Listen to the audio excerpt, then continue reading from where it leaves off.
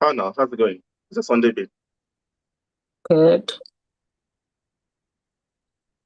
Okay, so um,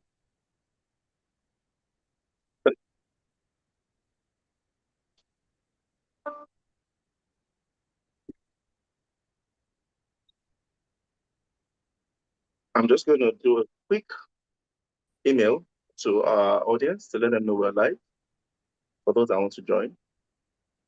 Right. Then after that, we'll get started.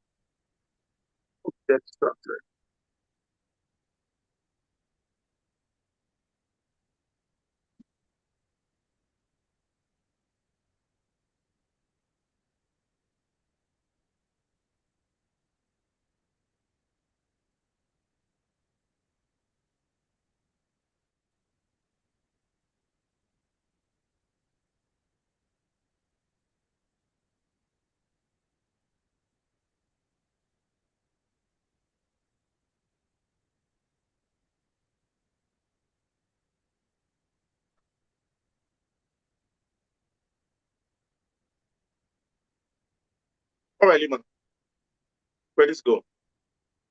So I have a quick introduction, right? I'm just going to sort of go through that, and then we'll dive right into the conversation. Okay.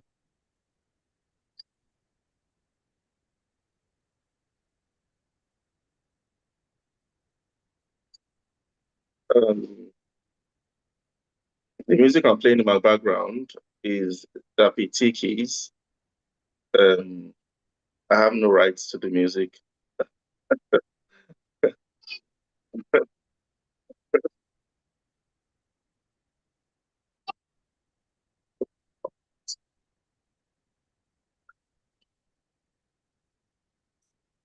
This evening, our conversation is around the man and his pain.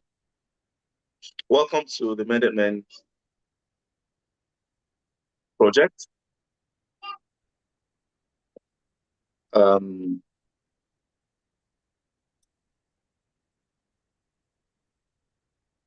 our primary objective at Mended Men project is four things: is to help men rediscover their identity, um,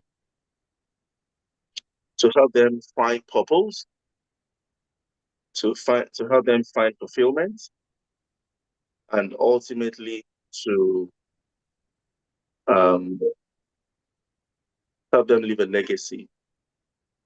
So identity, purpose, fulfillment, and legacy.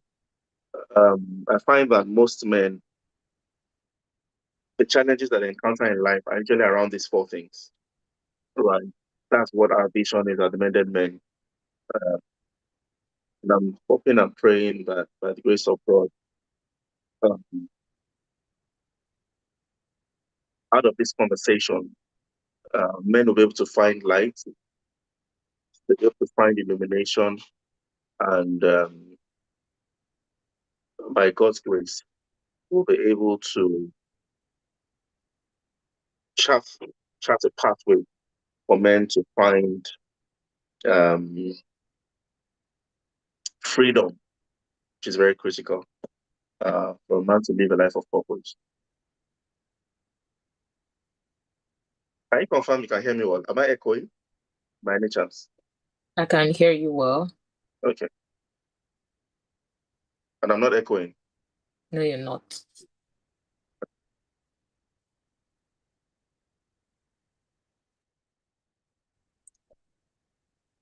Fantastic. Thanks. All right. So, quick intro, like I said. So, the man and his pain. When we talk about pain, men are rarely the people that we talk about. They are hardly the first people we talk about when we talk about pain. In public conversations, in social circles, in many circles, uh, men are generally framed as the abusers. They're the perpetrators. They're the ones who cause damage. And many times that's the truth. Statistics backs that, right? Um, but what we'll talk about far less is the growing number of men who who were hurt or violated or neglected or even silenced long before they became adults.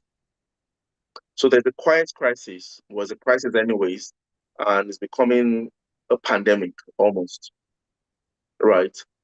And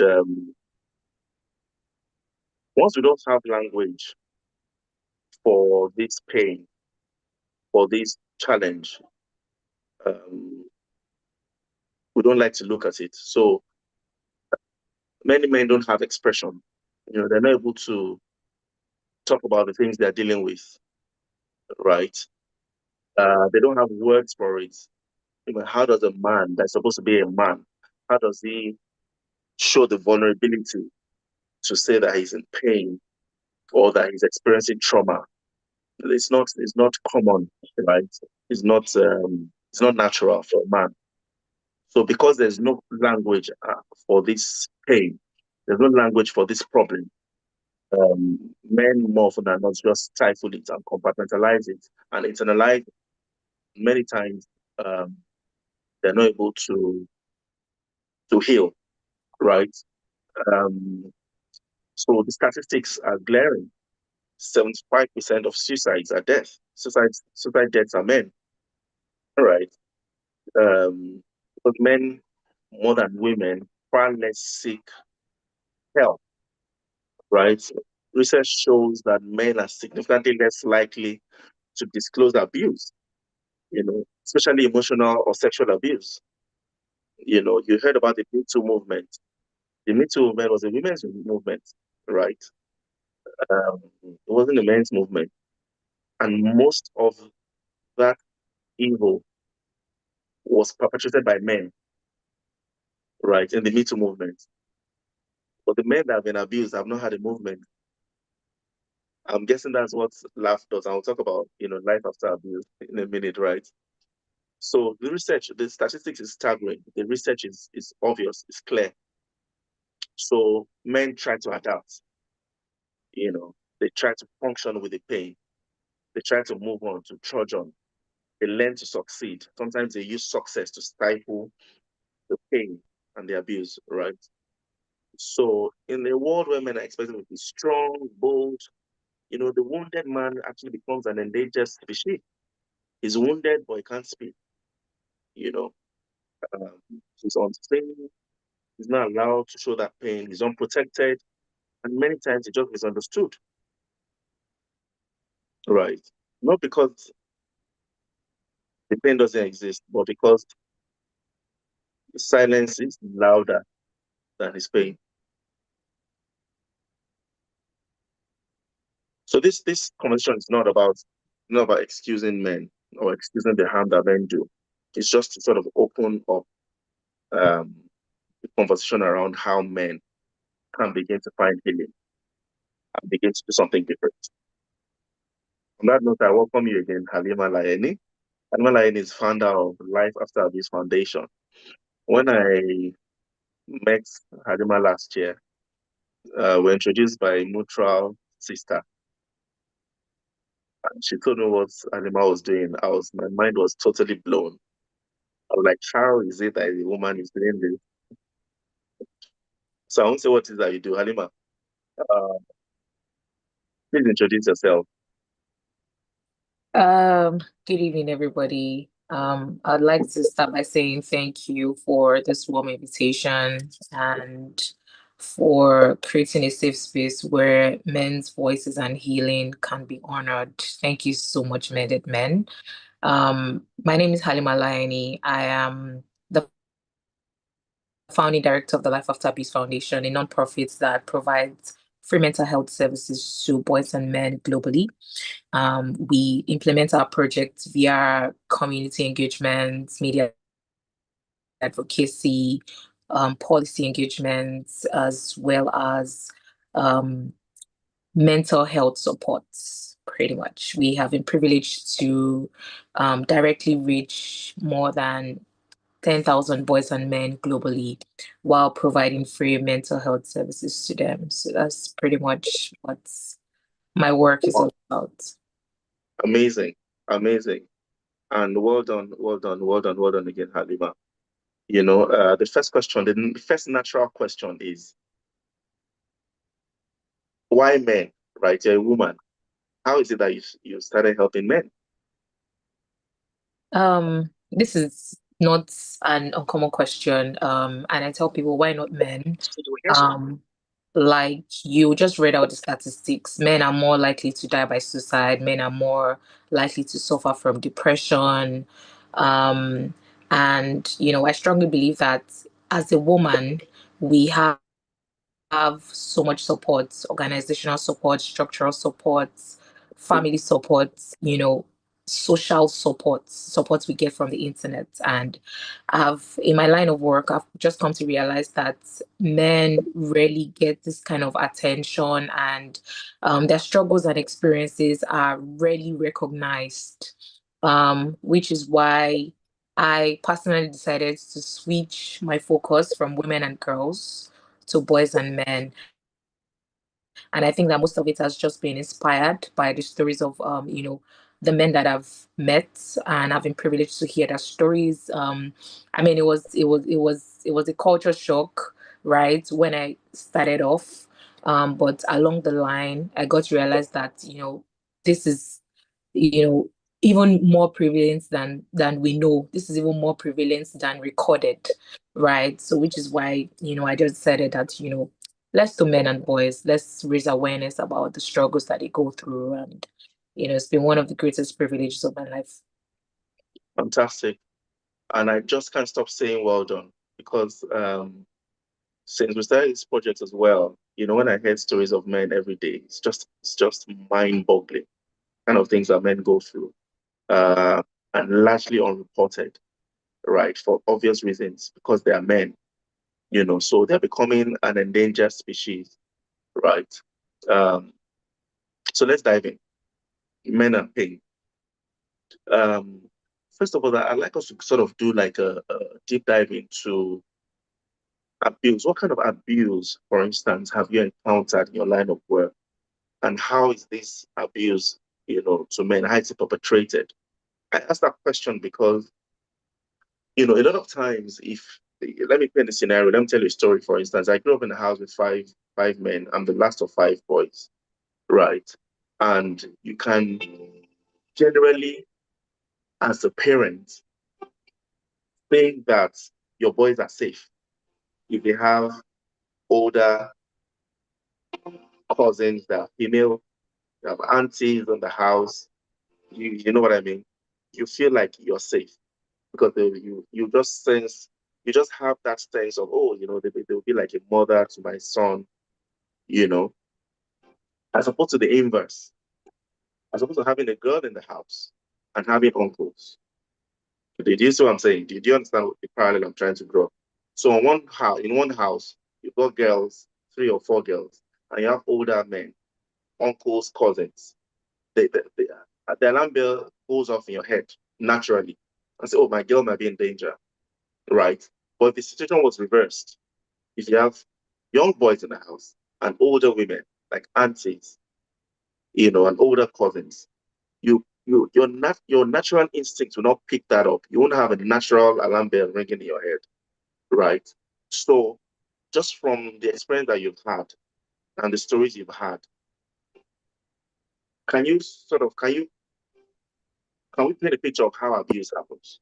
Just sort of expose that, to a lot of parents that may not be aware of how abuse happens. Um, okay, so I'll start with the very first question, which is what is the most common type of abuse, right, that men go through, if I got that right.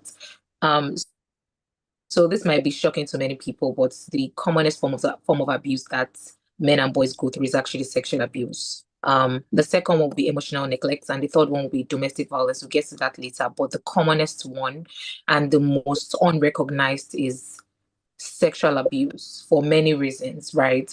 When a boy is abused, he's being told that there's a social conditioning about sexual abuse in boys and men that if a boy had an erection or if he enjoyed it, then it wasn't abuse. Men and boys have been they have been socially conditioned to believe that, coupled with the fact that, the level of damage to the reproductive organ um is not really visible to parents and guardians, mm, as compared to women and girls. When a girl has been sexually abused, you can tell from her next bath, from the mm, discomfort, from her body language, that mm, she has literally just gone through, forceful penetration or something of such. However, for boys, it's kind of like different, because the level of damage to the reproductive organ is not, it's not so visible, right? And again, because a boy has been told and taught that if he had an erection, or if he enjoyed it, that means it wasn't abuse, right? And you find this on social media as well. There's been times that um there was a thread on Twitter about a boys' rights advocate telling his story about how he has been sexually abused, and talking about his experiences, and inviting other men to tell their stories as well. And even men literally were talking back at him and saying that, I mean, you enjoyed it, bro. I mean, this is not abuse. However, my line of work, I've come in contact with men that continue to suffer the long-term effects of sexual abuse, even after it has happened, like, even if it happened like many years ago, decades ago, mm, they still struggle with it. When a mm, boy has been exposed to abuse, exposed to sex, in this case now sex, in at a very early age, what happens is that he begins to begins to, explore that with other girls, within his age range. And society doesn't help as well. Society teaches men that what makes you masculine is, how much attention you get from women, and how much sex you are able to have for mm, sports, which mm, is something that is being taught in colleges. mm. They tell you that what makes you a man is how many girls are able to, like, get, So in it bed. stretches a libido. Yeah. Exactly. And what that does to boys is it shuts out their ability to feel other emotions, like, so they begin to identify sex as um sports, basically, as opposed to actually having sex for intimacy, or for closure, Mm, right? mm, And which is why we have so many men today who are disconnected from their emotions. We mm, have so many men today who don't even have that connection with their partners, mm, because of that early exposure to men. mm, We also have mm, so many men today who are addicted to sex as a mm, result of that. You know, mm, yes, they don't see it as, as an issue, because again, society has taught men that, oh, men are polygamous in nature, but that's just a lie. That's just a social conditioning. I mm, tell people all the time, men are just victims of patriarchy as well, mm, right? Everything that they've gotten to know, or they've come to grow up with, is mm, as a result of, toxic social conditioning that either mm. society has taught them, Yeah. or their parents have taught them, Yeah. or they've picked up on the internet. Mhm, So yeah, men suffer. This is a fact. Men suffer the mhm, long-term effects of sexual abuse. mhm. It impacts their personal life, it impacts their sexual life, it Yeah. impacts their family, connection with their partners, and pretty much everything in their lives. But again, Mm, like you said, they are being groomed to be silenced, to die in silence. So we mm, don't really get to, talk about it. And even when they talk about it, they're either being dismissed, um or judged, or mocked. mm, mm. Wow, that's quite interesting. Sadly interesting. Because I mean, like the main question I was asking, which they don't answer, is the abuse happens most times in the home, unknown to the parents, because most parents live under the illusion or the pseudo security that boys don't get abused, right? I've heard enough stories to know that that's not true. It's a false illusion. It's an illusion. It's a false sense of security, pseudo security. And if statistics says, and just from your experience, that boys, experience sexual abuse, then clearly parents just need to be more aware, right? And you're just getting to the next question. And I didn't want to stop you, but for some reason you stopped. And that is amazing because it just flows directly into that. So how then does this sexual abuse, how then does it begin to play out after? You've mentioned a few things. You said, for instance, that men start to, a lot of boys that have experienced sexual abuse, when they grow older, they start to then see sex as sport rather than a form of intimacy or a form of expression, which immediately reduces the value and the quality of sex, which immediately makes that in itself, the sex they are having, abuse rather than use. So I mean, the expression, once the use of a thing or the objective of a thing is not known, abuse is natural. So if a boy grows up into a man, not knowing what sex was designed to be, he just becomes an abuser of the tool in itself. So you mentioned that one of the ways it plays out is a misunderstanding and a misplacement and a misuse or abuse of sex in itself because of the abuse. What other ways have you found that sexual abuse plays out, and how does it begin to affect the identity of the man? How does it shape the identity of a man that has been through sexual abuse? I mean, so we're talking about sexual abuse. We'll dive right into emotional and domestic violence next. I think that I pretty much listed every way that it affects a man. It affects intimacy with his partner. Some men actually suffer depression, for lack of um accessible help. For women and girls it's different, because if you've been sexually abused, a girl gets, she gets support and help very early in life, which kind of like helps her overcome the trauma that comes with being sexually abused. Mm, However, for boys and men, that's kind of different, because they have to carry this trauma, you know some for some people their entire life, because some people never even get the chance to get help for the trauma that has impacted in their lives. mm, So we have many men who struggle with depression. Depression is just a common mental illness where somebody has been traumatized, and there's really nowhere for them to express their emotions, or for them to talk about their experiences. mm, So it's just a normal response, the trauma response to people who have, suffered trauma, right? So we have lots of men. I mean, you just listed a couple of statistics where boys and men are, they suffer depression because they carry on lots of trauma from childhood. So that is also a factor. We also have many men are who result in excessive abuse of excessive alcohol and drugs. Again, what mm, happens when there's no help?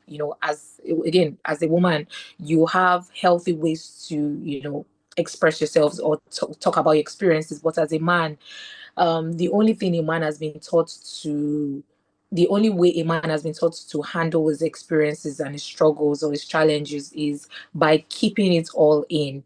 And many people would always say, oh, men like to take alcohol, but nobody really likes to get drunk, nobody really likes to come home drunk, nobody really likes that. Again, that's just another social conditioning that the society has forced men to believe. mm, Taking excessive alcohol is a trauma response. It's not because a man likes alcohol, or it's not because he likes to go to the bar. There's just no healthy way of expressing himself, and so he just goes to take alcohol and mm, sometimes take drugs. And we also have suicide, like you said. Men are, for according to the United Nations, men are 4 times more likely to die by suicide. And this happens when a man is carrying lots of baggages and there's really no help, for him. So he just feels like, okay, I feel like, I should just probably just end it. So I believe that these are some of the effects of, carrying baggages from your childhood. mm, mm. Yeah, I hear you. I hear you. And we could go the next hour just talking about social conditioning, and how, like you said something very critical, that men have become a victim of their own patriarchy, because some men grow up in households where the men in those households are a certain way, and that defines the way that man grows. And that man that raised that man was just a victim of patriarchy. So you just find intergenerational patriarchy that goes into men, into the conditioning of a man. So he doesn't become a whole man, solid man, a healed man, a responsible man, because he's been designed to think a certain way. So hey, I think that's very helpful. Now, if I may ask, right, how then does a man start to deal with this abuse without looking weak? The problem many times is men need help, right? I find, and they know that they need help, but they don't want to look weak.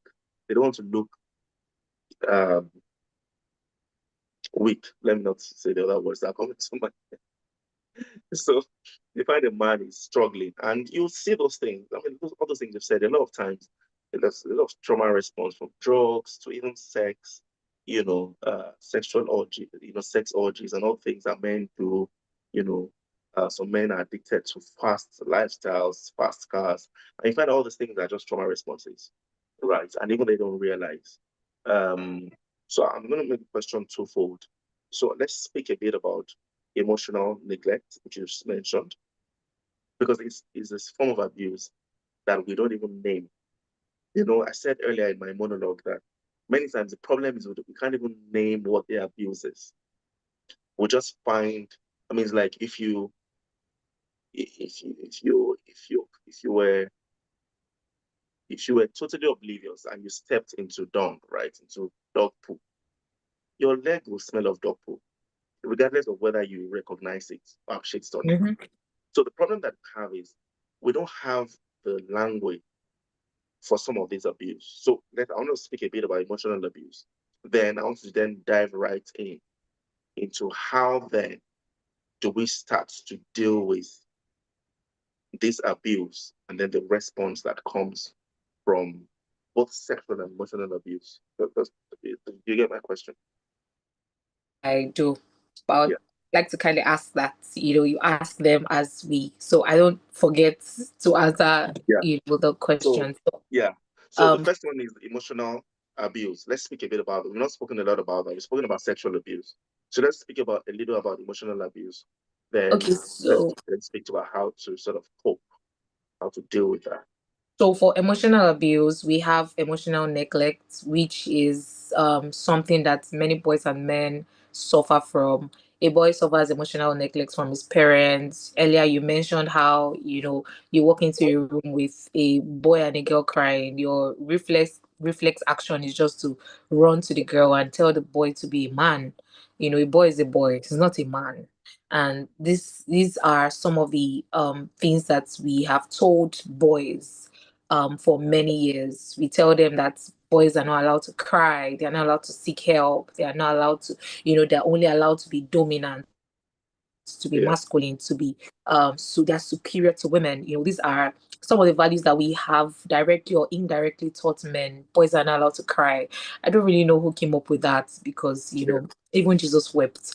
yeah, So these are, some of the toxic, toxic values that we have taught boys, growing up.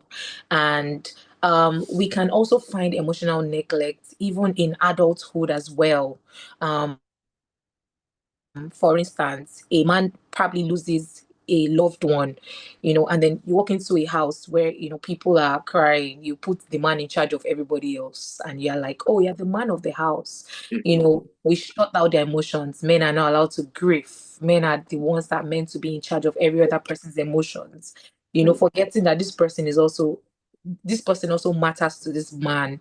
And you even when you call in, you are checking up on the woman and you're asking the man to be in charge of the woman. These are some of the ways that we impose emotional abuse in men in adulthood or childhood. mm, Um, so we also have emotional abuse, which is very common in most marriages. Again, anyway, I mean, there's a report by the United Nations that says that 40% of men actually suffer from domestic violence. You don't see the statistics all around because again, men has been they've been bullied into silence, so we don't really get to see many of the statistics. But emotional abuse is one of the commonest abuse that men actually suffer from in so many marriages, that we don't get to talk about or we don't recognize because men don't get to speak up out of probably shame or guilt. So that is also a factor that affects men. So I'm just going to dive right into the domestic violence because many times people don't acknowledge emotional abuse as abuse because there are no scars or there are no swollen eyes or you mm. know there are no red eyes. But um medically it has been proven that emotional abuse is even one of the deadliest abuse because that's the abuse that people do not see. So this person literally dies in silence, and as a Mm, man you can attest to the fact that men don't even like to go to the hospital. That's why you just wake up one day and you see the headline, mm, oh, this person slums, this man slums, this person slums. There are some men that they've not even been to the hospital in like 5 years or in like mm, 10 years because they don't want to appear weak and all of that. mm, So these are some of the issues. That's why on Father's Day we have more RIPs, and on Mother's Day we have more Happy Mother's Day, mom, because there's help for women and there's really no help for men. mm. So, these are the issues, That are the and issues. these are, the results of most of the abuse that men go through. Mm, mm. I mean, yeah, I mean, you're so on point. I heard someone say once that if you look around, if you go to malls or when you go out, you see more often than not, is the man that is on a wheelchair and the woman is pushing him because the man has spent all his life toiling and laboring for his family and hasn't had, time to take care of himself. And I'm constantly telling my friends, my male friends especially, take care of yourself, take care of yourself, check your health, check your stats, do health check-ins, do health checkups, do exercises, hit the gym, check your diet. It's not something that men get told enough. Women by nature, they're nurturers, so they nurture their body, they take care of themselves. But men, you just find that they toil until they drop, literally. Look at what you said about on Father's Day. Oh, I miss you, daddy. Rest in peace, daddy.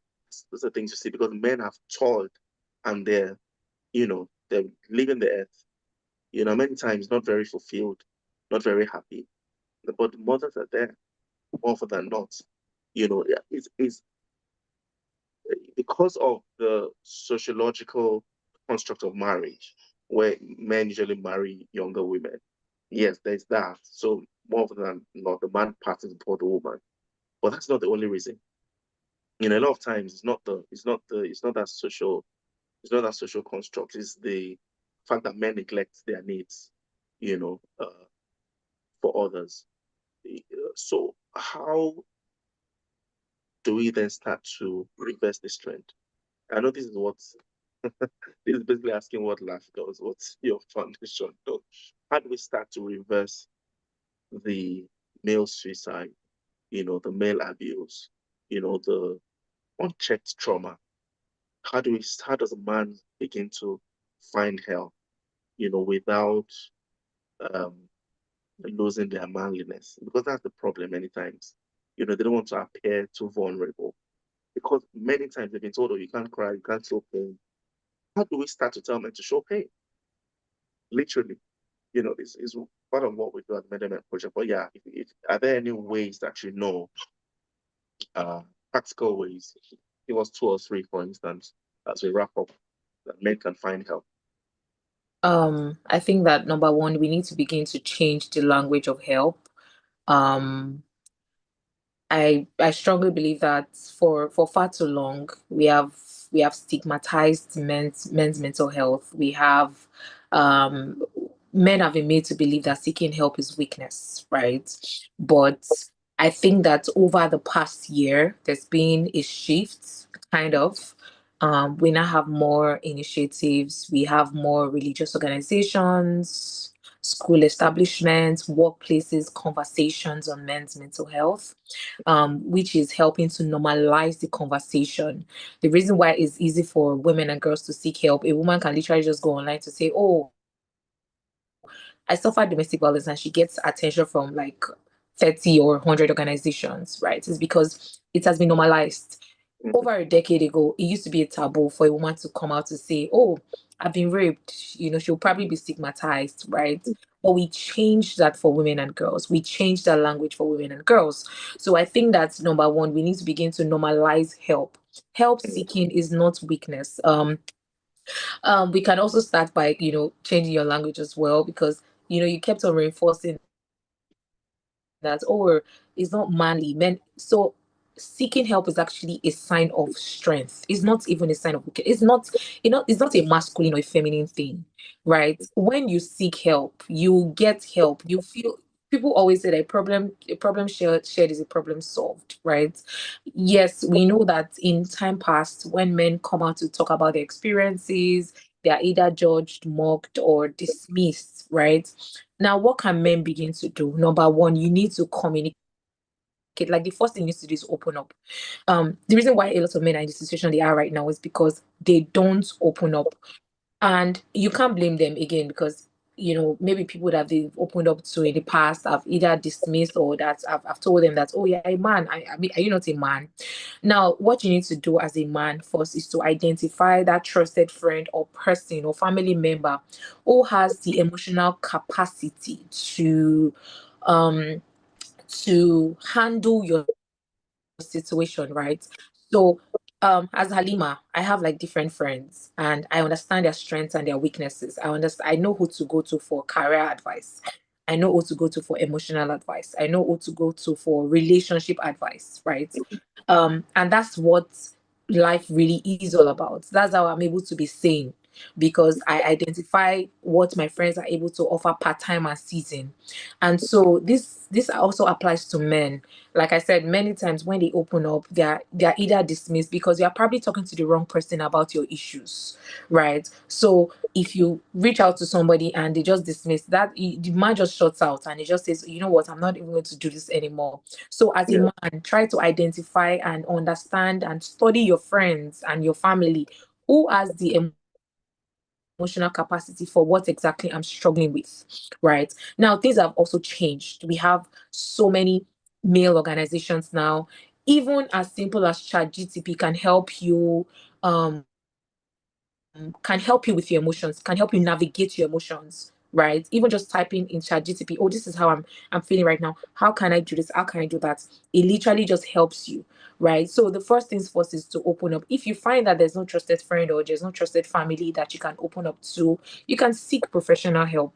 There's not It's not weakness, going talking to a therapist is like talking to a doctor when you have malaria.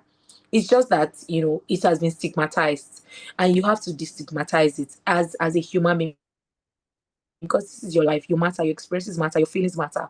So you have to handle talking to a professional, like when you have malaria, like when you're literally down, how you go to the doctor. That's how you talk to a therapist as well. So you should see it as that your mental health is also health.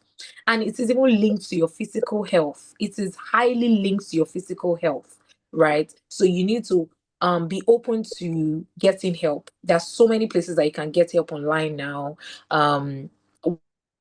We have Lagos Minds, where you can talk to a counselor virtually at no cost, right? You just need to like use your Google, and you'd get lots of men's initiatives that are doing all these things. Also, you need to watch your diet. Again, lots of men are hung up on,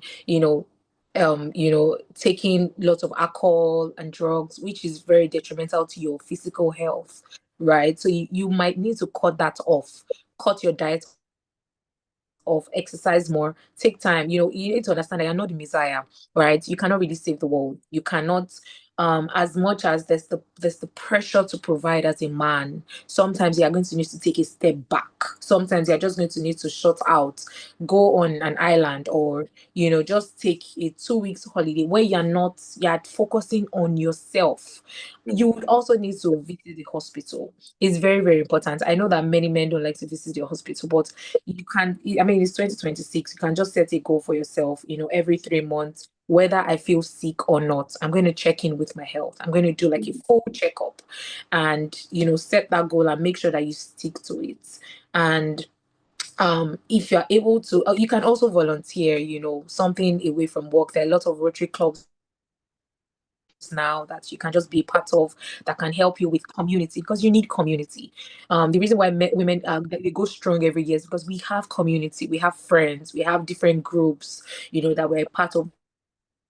Don't just shut yourself out. Don't just die in loneliness, and don't just isolate yourself, just because you are going through something. You need to understand that whatever you are going through, everybody on the surface of the earth would have their day where they struggle with their mental health. So this is not exclusive to you. It's not the end of the world. Even if you lose money, even if you lose your marriage, even if you lose whatever it is that you might have lost that feels like it's the end of the road, you can literally recover with the right help and support.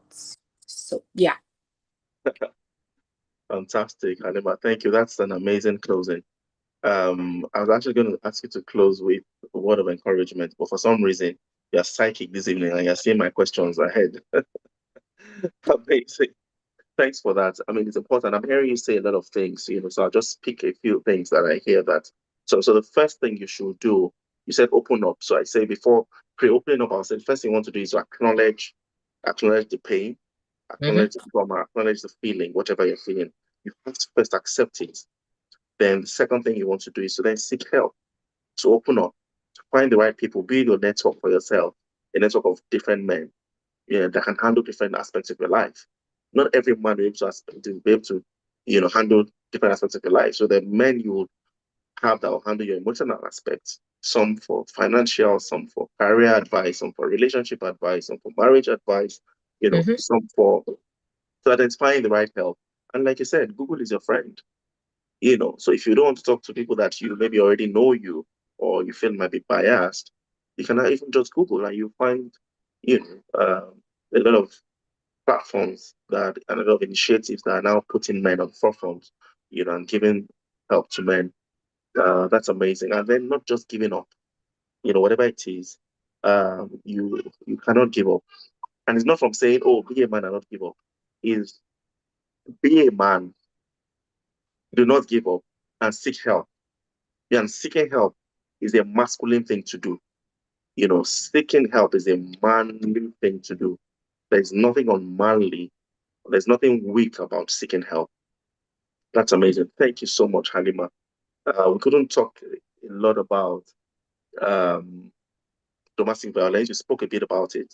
So I suspect that it'd be nice to have a different conversation about that, because something that is totally um, untouched. Nobody talks about men and domestic violence. So it's a nice conversation that we should have. So I suspect that we'll probably bring you back at some point.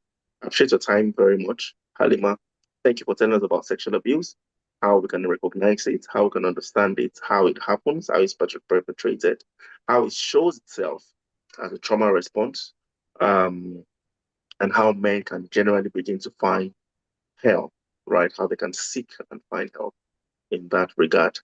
Uh, it's been an amazing 45 minutes or so. Thank you so much for your time and well done. I have to give you accolades for the amazing work you're doing with Laugh. I'm sure 2026 is the year that we'll finally collaborate, whether you like it or not. In Jesus' name, amen. Thanks so much for your time, Halima. Thank you so much Uh, for having me. yeah, catch up with you later. All right. Okay. Bye. Bye bye now. Amazing. It's been such an interesting conversation. I just end by saying, your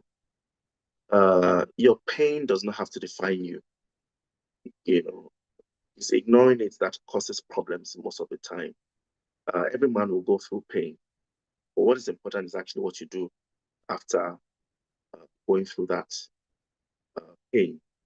What we've tried to do tonight is not weakness. It's not identifying weakness. It's actually the reality. of what's happening to men all over the world. A lot of men didn't choose their wounds. They didn't choose to be abused. They didn't choose to go through experience that they went through.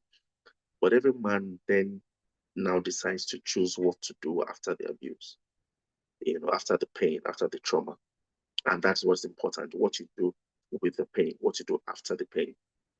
And you may have been suffering in silence, you may have been functioning in silence, it may have helped you to survive, but survival is not the destination. It's thriving, it's living a life of fulfillment, living a life of purpose, and living a life of happiness. So there's a difference between carrying your pain and letting your pain carry you. So if you're out there, your pain has carried you, this is the time for you to carry the pain and express it and find, seek help and find it. There, organizations like Life After Abuse Foundation, organizations like Mended Men Project, there are loads of organizations now. So we're not rushing into answers. You're not forcing closure.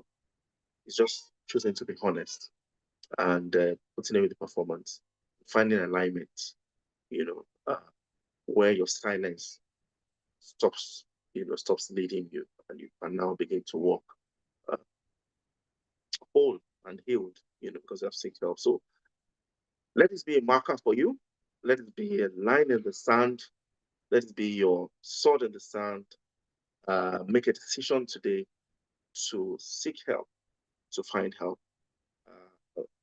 Dear men out there, I urge you to stop pretending, stop confusing your pain, stop enduring, and allow yourself to actually to grow. You know, I hope and pray at the grace of God that you find help. If you're out there listening, I hope and pray that you find help for your abuse, for your trauma, for the experiences that you had, for your pain. And I just want you to know that real strength begins when you start to acknowledge your pain, start to seek help for it. We're the Mended Men Network, we're the Mended Men Project. We're just, on a mission to build better men, to build solid men. God bless you. Have a good evening. Bye-bye now. By God's grace, next week, we're meeting again next week, speaking with somebody else on a man and his dream, his inner compass. How does a man begin to navigate life and the things that he wants to do with his life? How does a man navigate confusion? How does a man walk with confusion, not knowing what to do? So a man and his inner compass next week, Sunday. I look forward to seeing you. Remember to follow all our social media platforms. Do well to like this video, share it. I guess I should have been saying it from the beginning of the video.